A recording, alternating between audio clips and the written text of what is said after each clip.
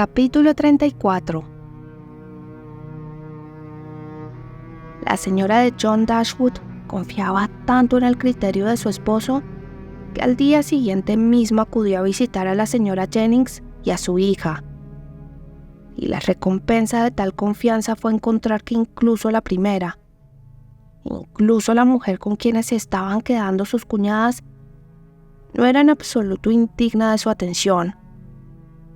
Y en cuanto a Lady Middleton, la encontró una de las mujeres más encantadoras del mundo. También a Lady Middleton le agradó sobremanera la señora Dashwood. Había en ambas una especie de frío egoísmo que las hizo sentirse mutuamente atraídas, y simpatizaron entre sí en un insípido trato circunspecto y una total falta de entendimiento. Los mismos modales, sin embargo, que hicieron a la señora de John Dashwood merecedora de la buena opinión de Lady Middleton, no satisfacieron a la señora Jennings, a quien no le pareció más que una mujercita de aire arrogante y trato poco cordial, que no mostró ningún afecto por las hermanas de su esposo y parecía no tener casi nada que decirles. Durante el cuarto de hora que concedió a Berkeley Street, pasó por lo menos 7 minutos y medio en silencio.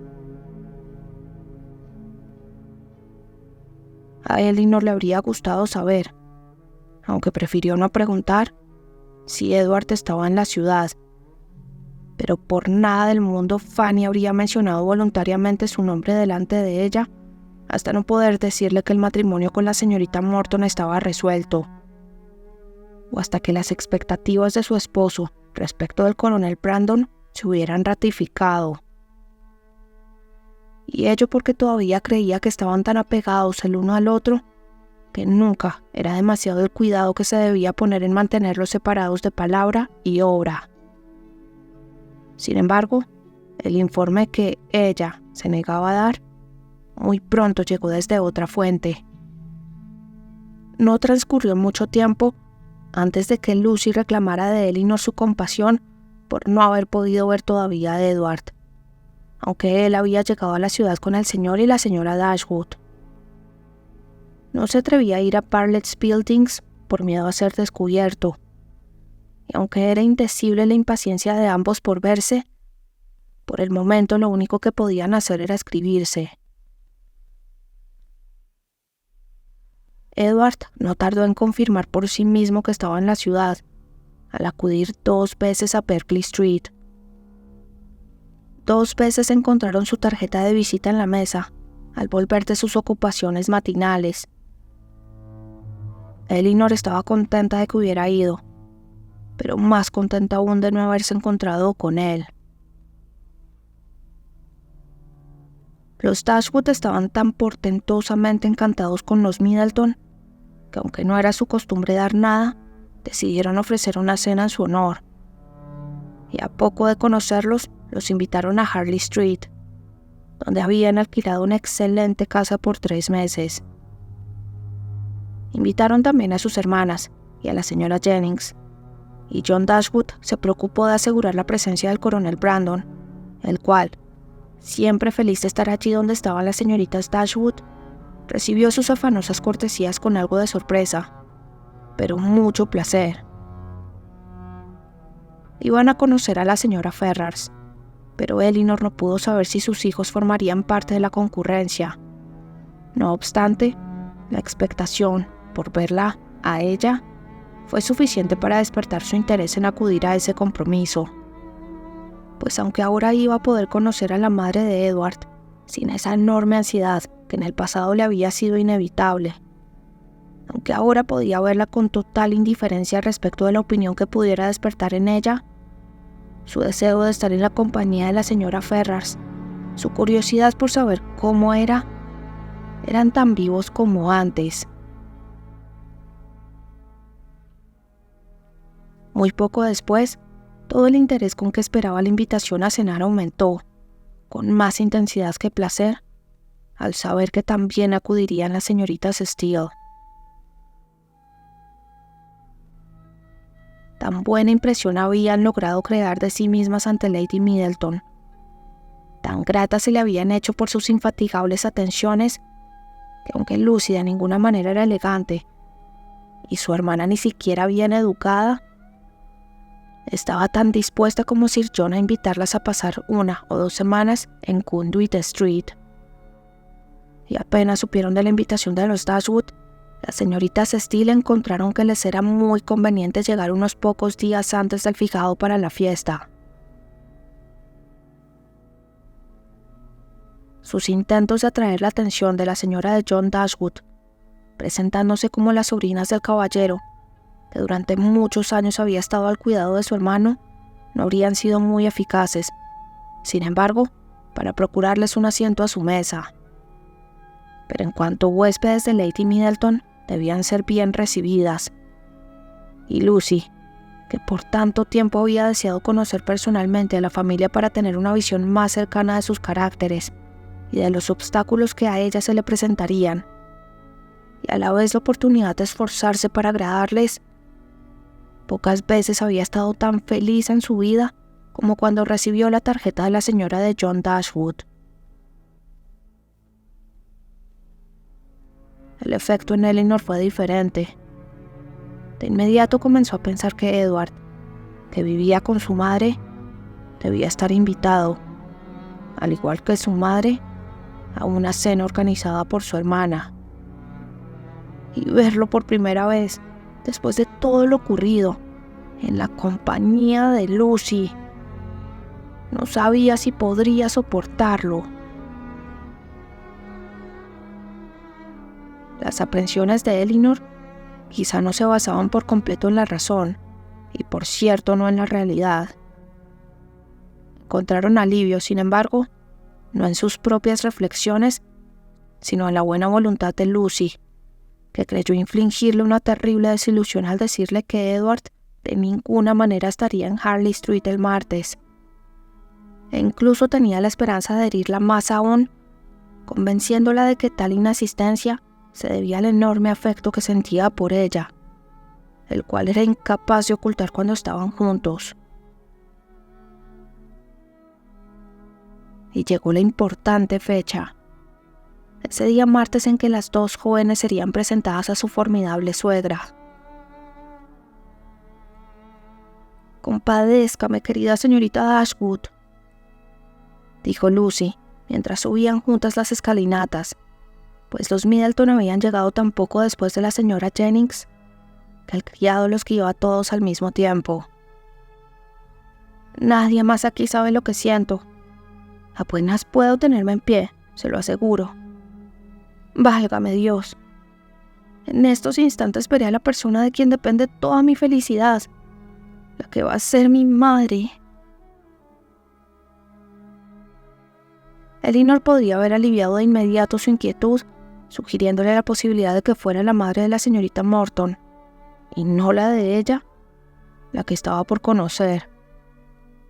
Pero en vez de hacer eso, le aseguró, y con gran sinceridad, que sí la compadecía, y ello para gran asombro de Lucy, que aunque en verdad se sentía incómoda, esperaba al menos ser objeto de irrefrenable envidia por parte de Elinor. La señora Ferrars era una mujer pequeña y delgada, erguida hasta parecer solemne en su aspecto, y seria hasta la acrimonia en su expresión. De cutis cetrino, sus facciones eran pequeñas, sin belleza ni expresividad natural. Pero una afortunada contracción del ceño la había salvado de la desgracia de un semblante soso, al proporcionarle los recios rasgos del orgullo y el mal carácter. No era mujer de muchas palabras, puesto que a diferencia del común de la gente, las adecuaba a la cantidad de sus ideas, y de las pocas sílabas que dejó caer, ni una sola estuvo dirigida a la señorita Dashwood, a quien miraba con la enérgica determinación de no encontrarle nada grato por ningún motivo. A Elinor este comportamiento no podía molestarla ahora. Unos pocos meses antes la habría herido sobremanera, pero ya no estaba en manos de la señora Ferrars hacerla desgraciada. Y la diferencia con que trataba a las señoritas Steele, una diferencia que parecía a propósito para humillarla aún más, solo la divertía. No podía dejar de sonreír al ver la afabilidad de madre e hija dirigida precisamente hacia la persona que, de haber sabido lo que ella sabía, habrían estado más deseosa de mortificar, en tanto que ella, que en comparación no tenía ningún poder para herirlas, se veía obviamente menospreciada por ambas. Pero mientras sonreía ante una afabilidad tan mal dirigida, no podía pensar en la mezquina necedad que la originaba, ni contemplar las estudiadas atenciones con que las señoritas Steele buscaban su prolongación, sin el más absoluto desprecio por las cuatro. Lucy era todo júbilo al sentirse tan honrosamente distinguida, y lo único que faltaba a la señorita Steele para alcanzar una perfecta felicidad era que le hicieran alguna broma sobre el reverendo Davis. La cena fue suntuosa, los criados eran numerosos y todo hablaba de la inclinación de la dueña de la casa a la ostentación y de la capacidad de respaldarla por parte del anfitrión. A pesar de las mejoras y agregados que le estaban haciendo a su propiedad en Norland, y a pesar de que su dueño había estado a pocos miles de libras de tener que venderla con pérdidas, nada parecía dar señales de esa indigencia que él había intentado deducir de todo ello. No parecía haber pobreza de ninguna clase, excepto en la conversación, pero allí la deficiencia era considerable. John Dashwood no tenía mucho que decir que mereciera escucharse, y su esposa aún menos. Pero esto no era ninguna desgracia, en especial porque lo mismo ocurría con la mayor parte de sus invitados, casi todos víctimas de una u otra de las siguientes inhabilidades para ser considerado agradable: falta de juicio, ya sea natural o cultivado; falta de elegancia; falta de espíritu o falta de carácter. Cuando las señoras se retiraron al salón tras la cena, esa indigencia se hizo particularmente evidente, dado que los caballeros habían enriquecido la conversación con una cierta variedad. La variedad de la política, del cerco de las tierras y de la doma de caballos. Pero todo eso acabó, y un solo tema ocupó a las señoras hasta la llegada del café, y este fue comparar las respectivas estaturas de Harry Dashwood y el segundo hijo de Lady Middleton, William, que tenían aproximadamente la misma edad. Si los dos niños hubieran estado allí, se podría haber zanjado fácilmente el asunto midiéndoles de una vez. Pero como solo estaba presente Harry, todo fue conjeturas por ambas partes, y cada cual tenía derecho a ser igualmente determinante en su opinión y a repetirla una y otra vez todas las veces que quisiera. Se tomaron los siguientes partidos. Las dos madres, aunque cada una convencida de que su hijo era el más alto, educadamente votaron en favor del otro. Las dos abuelas, con no menos parcialidad, pero con mayor sinceridad, apoyaban con igual afán a sus propios vástagos. Lucy, que por ningún motivo quería complacer a una madre menos que a la otra, pensaba que los dos muchachitos eran notablemente altos para su edad, y no podía concebir que hubiera ni siquiera la menor diferencia entre ellos. Y la señorita Steele, con mayor afán aún, se manifestó tan rápido como pudo a favor de cada uno de ellos. Elinor, tras haberse decidido una vez por William, con lo que ofendió a la señora Ferrars, y a Fanny más todavía, no vio la necesidad de seguir insistiendo en el punto. Y Marianne, cuando se le pidió su parecer, ofendió a todo el mundo al declarar que no tenía ninguna opinión que dar, ya que nunca había pensado en el asunto. Antes de abandonar Norland, Elinor había pintado un par de pantallas muy bonitas para su cuñada, las cuales, recién montadas y traídas a la casa, decoraban su actual salón. Y como estas pantallas atrajeran la mirada de John Dashwood al seguir a los otros caballeros a dicho aposento, las tomó y se las alargó solícitamente al coronel Brandon para que las admirara. «Las hizo la mayor de mis hermanas», le dijo, «y a usted, como hombre de gusto, con toda seguridad le agradarán.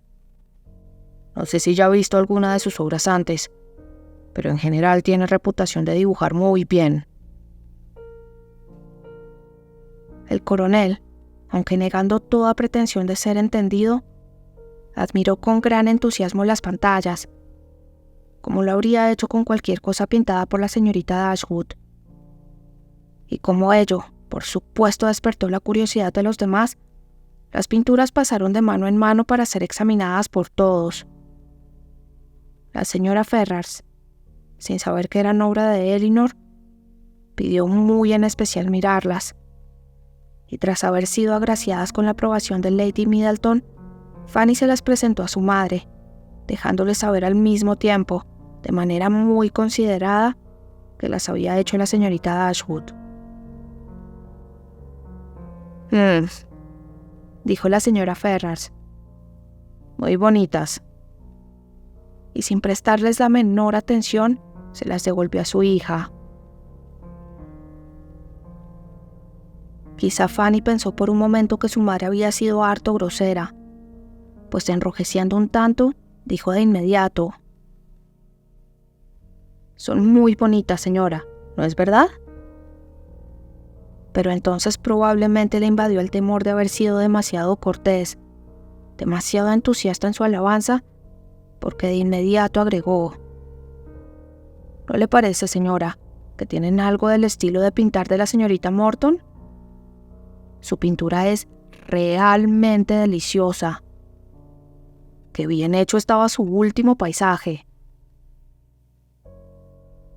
«Muy bien, pero ella hace todo muy bien». Marianne no pudo soportar esto. Ya estaba enormemente disgustada con la señora Ferrars, y tan inoportuna alabanza de otra a expensas de Elinor, que no tenía la menor idea de lo que ello significaba, la impulsó a decir con gran vehemencia: «¿Qué manera más curiosa de elogiar algo? ¿Y qué es la señorita Morton para nosotras? ¿Quién la conoce o a quién le importa? Es en Elinor que estamos pensando y de quien hablamos». Y así diciendo, tomó las pinturas de manos de su cuñada, para admirarlas como se debía. La señora Ferrars pareció extremadamente enojada, y poniéndose más tiesa que nunca, devolvió la ofensa con esta acre filípica: «La señorita Morton es la hija de Lord Morton». Fanny también parecía muy enojada, y su esposo se veía aterrado ante la audacia de su hermana. Elinor se sentía mucho más herida por la vehemencia de Marianne que por lo que la había originado. Pero la mirada del coronel Brandon, fija en Marianne, mostraba a las claras que él solo había visto cuánto había de amable en su reacción. El afectuoso corazón incapaz de soportar ni el más mínimo desprecio dirigido a su hermana. Los sentimientos de Marianne no se detuvieron allí. Le parecía que la fría insolencia del comportamiento general de la señora Ferrars hacia su hermana vaticinaba para Elinor esa clase de obstáculos y aflicciones que su propio corazón herido le había enseñado a temer. Y apremiada por el fuerte impulso de su propia sensibilidad y afecto, después de algunos momentos se acercó a la silla de su hermana, y echándole un brazo al cuello y acercando su mejilla a la de ella, le dijo en voz baja, pero urgente: Querida Elinor, no les hagas caso.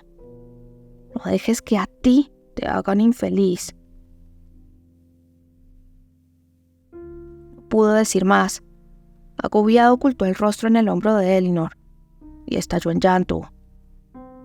Todos se dieron cuenta y casi todos se preocuparon. El coronel Brandon se puso en pie y se dirigió hacia ella sin saber lo que hacían. La señora Jennings, con un muy juicioso «¡Ah, pobrecita!», de inmediato le alargó sus sales. Y Sir John se sintió tan desesperadamente furioso contra el autor de esa aflicción nerviosa que de inmediato se cambió de lugar a uno cerca de Lucy Steele y en susurros le hizo un breve recuento de todo el desagradable asunto. En pocos minutos, sin embargo, Marianne se recuperó lo suficiente para poner fin a todo el alboroto y volver a sentarse con los demás, aunque en su ánimo quedó grabada durante toda la noche la impresión de lo ocurrido. «Pobre Marianne», le dijo su hermano al coronel Brandon en voz baja apenas pudo contar con su atención. «No tiene tan buena salud como su hermana. Es muy nerviosa. No tiene la constitución de Elinor. Y hay que admitir que para una joven que ha sido una beldad, debe ser muy penoso perder su atractivo personal. Quizá usted no lo sepa, pero Marianne era notablemente hermosa hasta hace unos pocos meses atrás. Tan hermosa como Elinor. Y ahora puede usted ver que de eso ya no le queda nada».